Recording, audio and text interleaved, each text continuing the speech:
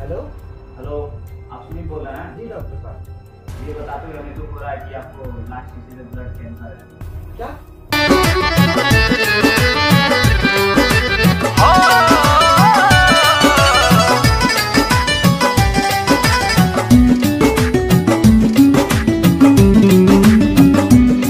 सुनसान जिंदगिया लागे अब तो होश नइखे, तकदीर के मारल बानी तोहार दोष नइखे।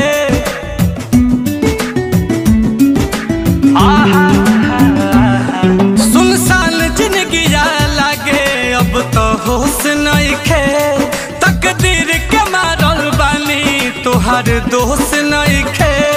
मौत गुजरे रोजे हमारा करीब से, मौत गुजरे रोजे हमारा करीब से।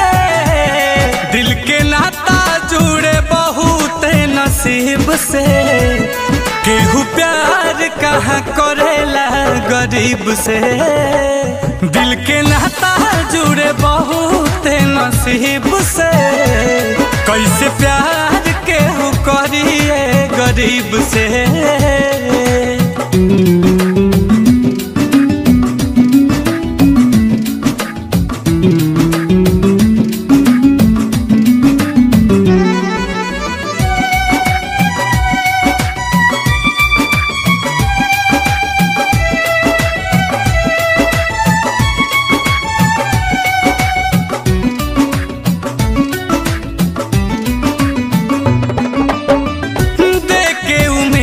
केहू कदेला घात हो तो अपन खिया के जब देखे आबाकात हो।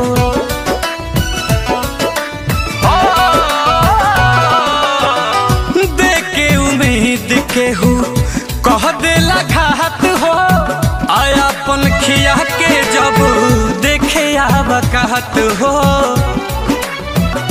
कि जिंदगी जी केहू कौना तोहर कीब से, कि जिंदगी जी केहू कौना तोहर कीब से। दिल के नाता जुड़े बहुत नसीब से, केहू प्यार कहाँ करेला गरीब से। दिल के नाता जुड़े बहुत नसीब से, केहू प्यार कहाँ करेला गरीब से।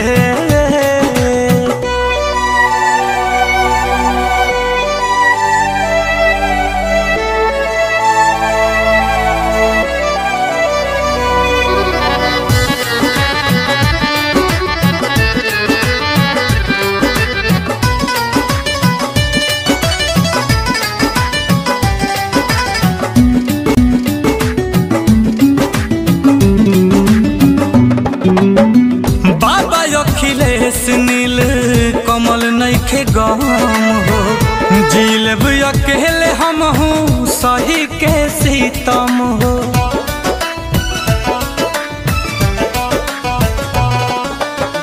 बाबा अखिलेश नील कमल नइखे गम हो, जिलब अकेले हम सही के सीतम हो। नसीहत जिंदगी ना पल जरीब से, कि नसीहत जिंदगी ना पल जरीब से। दिल के नाता जुड़े बहुत नसीब से, केहू प्यार कहाँ करेला गरीब से। दिल के नाता जुड़े बहुत नसीब से, कैसे प्यार केहू करिए गरीब से। सुनसान जिंदगी लागे अब तो होश नइखे, तकदीर के मारल बानी तोहार दोष नइखे। मौत गुजरे रोजे हमारा करीब से, मौत गुजरे रोजे हमारा करीब से। दिल के नाता जुड़े बहुत नसीब से, केहू प्यार कहाँ करेला गरीब से। दिल के नाता जुड़े बहुत नसीब से, कैसे प्यार केहू करिए गरीब से।